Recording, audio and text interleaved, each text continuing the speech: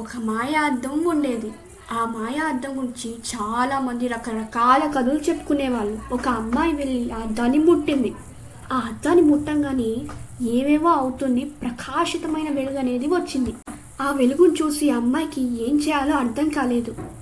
తికమకల్లో పడిపోయింది. ఆ అద్దం తనకి 3 మంచి దారులు చూపించింది. దాంట్లో ఒకటి చెడ్డ దారి. ఆ అమ్మాయి ఒక మంచి దారిని ఎంచుకుంది. తను ఎంచుకున్న దారి మంచిదో కాదా అని ఆ అమ్మాయికి తెలీదు. దాని తర్వాత కాలం పులకరించింది. ఆ అమ్మాయి ఎంచుకుంది సరైన దారి అని తనకి తెలిసింది. మళ్ళీ ఎక్కడే ఉంటే ఆ తికమక్కలో పెట్టేస్తుందని మళ్ళీ ఆ అమ్మాయి బయలుదేరిపోయింది.